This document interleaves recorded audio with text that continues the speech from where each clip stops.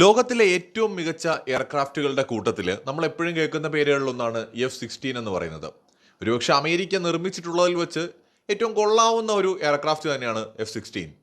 Even F-35 ഒക്കെ ഇപ്പോൾ കട്ടപ്പുറത്ത് കിടക്കുന്ന സ്ഥിതിയിലും സ്റ്റെൽത്ത് ക്യാപ്പബിലിറ്റി ഒന്നും ഇല്ലെങ്കിലും ഒരു ഫോർത്ത് ജനറേഷൻ എയർക്രാഫ്റ്റ് എന്ന നിലയിൽ F-16 യുദ്ധങ്ങളിൽ ഉൾപ്പെടെ പങ്കെടുത്ത ചരിത്രമുള്ള ഒരു എയർക്രാഫ്റ്റ് ആണ്. കൊള്ളാവുന്ന ഒരെണ്ണമാണ്. ചൈനയുടെ J-10 ഈ പറഞ്ഞ പോലെയാണ് ഈ F-16യുമായി താരതമ്യപ്പെടുത്താവുന്ന ഒരു എയർക്രാഫ്റ്റ് ആണ്. ചൈനയുടെ J-20ക്ക് സ്റ്റെൽത്ത് ക്യാപ്പബിലിറ്റി ഒക്കെ ഉണ്ടെന്ന് പറയുന്നെങ്കിലും പറച്ചിൽ മാത്രമേ ഉള്ളൂ. F-35നേക്കാൾ വളരെ മോശം അവസ്ഥയിലാണ് ചൈനയുടെ J-20 എന്ന് പറയുന്നത്. ഇപ്പോൾ ഫിഫ്ത്ത് ജനറേഷൻ എയർക്രാഫ്റ്റ് എന്ന് പറയുന്ന നമ്മുടെ റഷ്യൻ എയർക്രാഫ്റ്റുകളും ഇതൊന്നും സമ്പൂർണ്ണമായിട്ട് ഫിഫ്ത്ത് ജനറേഷൻ എയർക്രാഫ്റ്റുകളുമല്ല. ഇതൊന്നും പൂർണ്ണമായിട്ട് നമുക്ക് 100% പെർഫെക്റ്റ് എന്ന് പറയാവുന്ന മെഷീൻസും അല്ല. ഒരുപാട് പോരായ്മകളുണ്ട്. എന്നാൽ ഫോർത്ത് ജനറേഷൻ എയർക്രാഫ്റ്റുകൾ ഏറെക്കുറെയൊക്കെ നല്ല പെർഫോമൻസ് ഉള്ള എയർക്രാഫ്റ്റുകളാണ്. അക്കൂട്ടത്തിലാണ് ഫോർത്ത് അല്ലെങ്കിൽ 4.5 എന്ന് പറയുന്ന ജനറേഷനിൽ പെടുത്താവുന്ന റഫേൽ യുദ്ധവിമാനവും വരുന്നത്.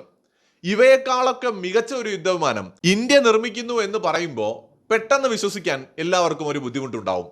ഫ്രാൻസിന്റെ റഫേൽ യുദ്ധവിമാനത്തെക്കാളും ചൈനയുടെ J-10നേക്കാളും അമേരിക്കയുടെ F-16നേക്കാളും മികച്ച യുദ്ധവിമാനം നമ്മുടെ ഇന്ത്യ നിർമ്മിക്കുന്നു എന്ന് പറയുന്നത് വെറുതെ അല്ല. 100% നമുക്ക് ഈ ഒരു കാര്യം ഉറപ്പിച്ച് തന്നെ പറയാൻ പറ്റും. ഇന്ത്യയുടെ തേജസ് Mk-1A എന്ന് പറയുന്ന എയർക്രാഫ്റ്റ് ലോകത്തെ നിലവിലെ ഫോർത്ത് ജനറേഷൻ എയർക്രാഫ്റ്റുകളെ സകലതിനെയും കടത്തിവെട്ടുന്ന മികച്ച എയർക്രാഫ്റ്റ് ആയിരിക്കുമെന്നാണ് ഈ ഘട്ടത്തിൽ ഇപ്പോൾ പുറത്തു വരുന്ന റിപ്പോർട്ടുകളെല്ലാം സൂചിപ്പിക്കുന്നത്. ഇന്ത്യയുടെ തദ്ദേശീയമായി നിർമ്മിക്കുന്ന ലൈറ്റ് കോമ്പാറ്റ് എയർക്രാഫ്റ്റ് ആയിട്ടുള്ള തേജസിന്റെ നൂതനമായിട്ടുള്ള ഒരു വകഭേദമാണ് തേജസ് Mk-1A എന്ന് പറയുന്നത്.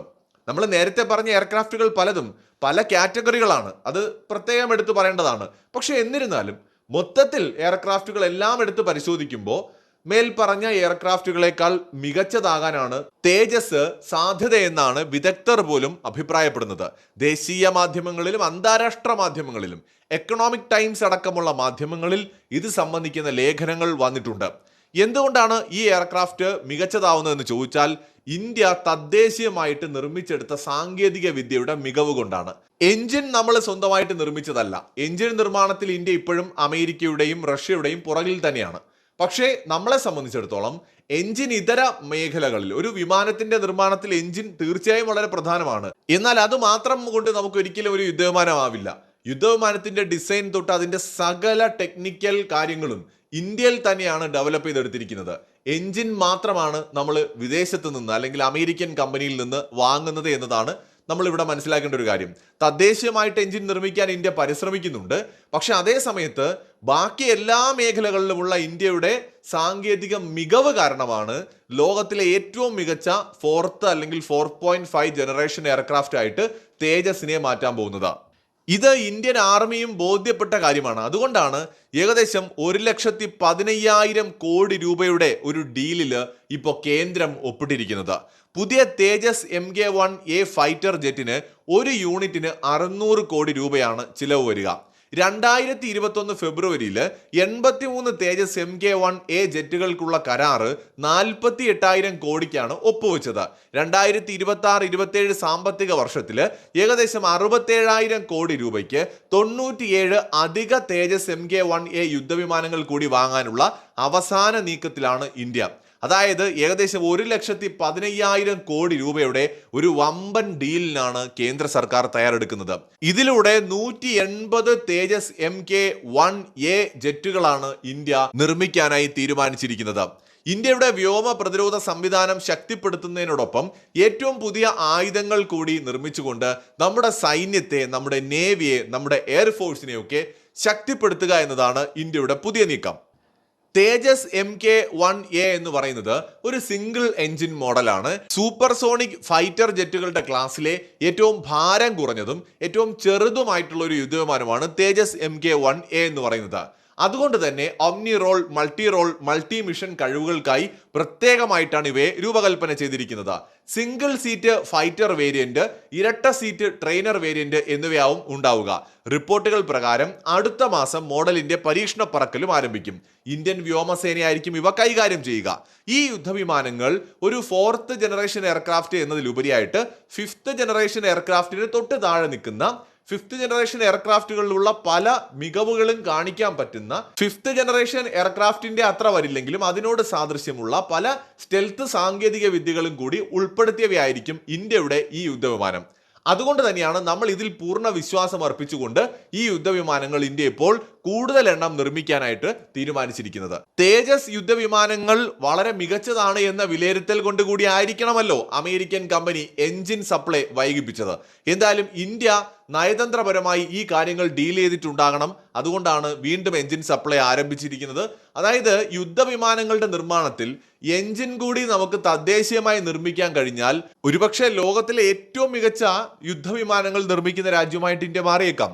അമേരിക്കയും റഷ്യയും ഒക്കെ പതിറ്റാണ്ടുകളുടെ പരിശ്രമം കൊണ്ടാണ് ഈ യുദ്ധവിമാനങ്ങളുടെ എഞ്ചിൻ നിർമ്മിച്ചെടുത്തത്. പക്ഷെ ഇന്ത്യയെ സംബന്ധിച്ചിടത്തോളം നമ്മളിപ്പോൾ 30 വർഷമായി 20 വർഷമായി എന്നൊക്കെ പറയുന്നുവെങ്കിലും അതുപോലും അത്ര വലിയ ടൈമായിട്ട് നമുക്ക് പറയാൻ പറ്റില്ല. ജെറ്റ് എഞ്ചിൻ നിർമ്മാണം അത്രയും ബുദ്ധിമുട്ടേറിയ ടെക്നോളജിയാണ്. ഈവൻ ചൈനയ്ക്ക് പോലും അത് ഇപ്പോഴും പൂർത്തിയാക്കാൻ കഴിഞ്ഞിട്ടില്ല എന്നുള്ളതാണ്. നമ്മളെക്കാൾ എത്രയോ ചൈന സാമ്പത്തികമായി മുന്നിലാണ്. പക്ഷെ എന്നിട്ടും അവർക്ക് പോലും ഒരു ഏകാധിപത്യ രാജ്യമാണ്, ഒറ്റ പാർട്ടി അവിടെ ഉള്ളൂ. എല്ലാ അച്ചടക്കത്തോടെയും അവർ ട്രൈ ചെയ്തിട്ടും ഇപ്പോഴും ഒരു മികച്ച ജെറ്റ് എഞ്ചിൻ നിർമ്മിക്കുന്നതിൽ ചൈനയും വിജയിച്ചിട്ടില്ല. അപ്പൊ അത്രയും ബുദ്ധിമുട്ടേറിയ ഒരു കാര്യമാണത്. അപ്പൊ അതുകൊണ്ട് തന്നെ ഇന്ത്യയെ സംബന്ധിച്ചിടത്തോളം നമ്മൾ ജെറ്റ് എഞ്ചിൻ വികസിപ്പിക്കാൻ ട്രൈ ചെയ്തുകൊണ്ടിരിക്കുന്നുണ്ട്. ഇപ്പൊ തൽക്കാലം നമ്മൾ GE-F404 എന്ന് പറയുന്ന അമേരിക്കൻ എഞ്ചിനാണ് ഉപയോഗിക്കുന്നത്.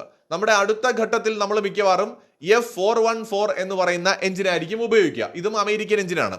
പക്ഷേ സ്വന്തമായിട്ട് ഈ ജെറ്റ് എഞ്ചിൻ ഇല്ല എന്ന് പറയുമ്പോഴും നമ്മൾ വേൾഡിലെ ഏറ്റവും best light weight 4+ generation fighter നിർമ്മിക്കുന്ന ഒരു രാജ്യമായി മാറുകയാണ്. അതിന്റെ പ്രധാന കാരണത്തെക്കുറിച്ച് നമുക്ക് നോക്കാം. തേജസിന്റെ ഡിസൈൻ തന്നെ വേൾഡിലെ തന്നെ മികച്ച ഡിസൈനുകളിൽ ഒന്നാണ്. അതുകൊണ്ട് തന്നെ ഈ ഡിസൈൻ കൊണ്ട് തന്നെ ഇതൊരു ലൈറ്റ് വെയ്റ്റ് ആയിട്ടുള്ള ഒരു എയർക്രാഫ്റ്റ് ആണ്. എയർക്രാഫ്റ്റ് ഭാരം കുറഞ്ഞിരിക്കുക എന്ന് പറയുന്നത് അതിന്റെ പെർഫോമൻസ് പലപ്പോഴും മെച്ചപ്പെടുത്താൻ സഹായിക്കും. ഏറ്റവും ലൈറ്റ് വെയ്റ്റ് ആയിട്ട് high percentage of carbon fibre ഉപയോഗിച്ചുകൊണ്ടാണ് നമ്മൾ ഈ ഒരു എയർക്രാഫ്റ്റ് ഡിസൈൻ ചെയ്തിരിക്കുന്നത്. ഏറ്റവും അഡ്വാൻസ്ഡ് ആയിട്ടുള്ള റഡാറുകൾ നമ്മളിവിടെ തദ്ദേശീയമായി വികസിപ്പിച്ചെടുത്തവയുമുണ്ട്, ഇസ്രയേലിന്റെ റഡാറുകളുമുണ്ട്. അതും അഡ്വാൻസ്ഡ് ആയിട്ടുള്ള റഡാർ സിസ്റ്റംസ് ആണ് നമ്മൾ ഇതിനകത്ത് ഉപയോഗിച്ചിരിക്കുന്നത്. തേജസ് യുദ്ധവിമാനത്തിന്റെ ഫ്ലൈ ബൈ വയർ സിസ്റ്റം എന്ന് പറയുന്നത് വളരെ ഉയർന്ന മാന്യൂവറബിലിറ്റിയും അതുപോലെ തന്നെ സേഫ്റ്റിയും നൽകുന്ന ഒന്നാണ്. വളരെ പെട്ടെന്ന് റെസ്പോണ്ട് ചെയ്യാൻ പറ്റുന്ന ഒരു മൾട്ടി റോൾ എയർക്രാഫ്റ്റ് ആണിത്. Air to air, air to ground, anti ship, അങ്ങനെ എല്ലാത്തരം ആക്രമണങ്ങളും നടത്താനുള്ള പ്രത്യേകമായ ശേഷിയും ഈ യുദ്ധവിമാനങ്ങൾക്കുണ്ട്. F-16 അല്ലെങ്കിൽ J-10 റഫേൽ യുദ്ധവിമാനങ്ങളെക്കാൾ കോസ്റ്റ് വളരെ കുറവാണ് എന്നതും ഇതിന്റെ മറ്റൊരു പ്രത്യേകതയാണ്. ഇന്ത്യൻ നിർമ്മിത തദ്ദേശീയമായ ആയുധങ്ങളും ഇന്ത്യയുടെ തദ്ദേശീയമായ ടെക്നോളജിയും ഇന്ന് വേൾഡിലെ തന്നെ മികച്ച ടെക്നോളജികളിൽ ഒന്നായിട്ട് പൊതുവെ പാശ്ചാത്യരും അംഗീകരിക്കുന്നുണ്ട്. അപ്പോൾ എഞ്ചിൻ നമ്മൾ നിർമ്മിക്കുന്നില്ല എങ്കിലും മറ്റ് എല്ലാ ആയുധങ്ങളും അല്ലെങ്കിൽ ഭാഗങ്ങളും ഒക്കെ ഇന്ത്യ തന്നെ ഡിസൈൻ ചെയ്ത് ഇന്ത്യ തന്നെ നിർമ്മിക്കുന്നതാണ്. സോഫ്റ്റ്വെയർസ് ആയിക്കോട്ടെ അല്ലെങ്കിൽ ഇതിൽ ഉപയോഗിക്കുന്ന ആയുധങ്ങളായിക്കോട്ടെ അതൊക്കെ ഇന്ത്യയുടേതാണ്. അപ്പൊ അതുകൊണ്ട് തന്നെ ഇവയുടെ പ്രകടനം മികച്ചതായിരിക്കും എന്നതാണ് പൊതുവെ ഉള്ളൊരു വിലയിരുത്തൽ. J-10 അല്ലെങ്കിൽ F-16 പോലെയുള്ള യുദ്ധവിമാനങ്ങളെ അപേക്ഷിച്ച് ഇത് കുറച്ചും കൂടി ലേറ്റസ്റ്റ് ആയിട്ടുള്ള ഒന്നാണ്. അപ്പൊ അതുകൊണ്ട് തന്നെ ഈ ഒരു എയർക്രാഫ്റ്റ് എന്തുകൊണ്ടും അത്യാധുനികമായിട്ടുള്ള ഒന്നാണെന്ന് നമുക്ക് പറയാൻ സാധിക്കും. മാത്രമല്ല റഷ്യൻ ആയുധങ്ങൾ, US ആയുധങ്ങൾ, ഇസ്രായേൽ ആയുധങ്ങൾ ഇതൊക്കെ ഉപയോഗിച്ച് എക്സ്പീരിയൻസ് ഉള്ള ഇന്ത്യ തദ്ദേശീയമായി നിർമ്മിച്ച നമ്മുടെ തന്നെ സ്വന്തം ടെക്നോളജിയിലൂടെ ഇതിനെ ഡെവലപ്പ് ചെയ്തെടുക്കുമ്പോൾ പല മടങ്ങ് മികച്ച ഒരു റിസൾട്ട് തരാൻ പറ്റുന്ന ഒരു മിഷനായിട്ട് ഇത് മാറും. അതുകൊണ്ടാണ് നിലവിലെ ലോകത്തെ 4+ ജനറേഷനിൽ പെടുന്ന എല്ലാ എയർക്രാഫ്റ്റുകളെക്കാളും മികച്ചതായിരിക്കും തേജസ് യുദ്ധവിമാനം എന്ന് പറയുന്നത്.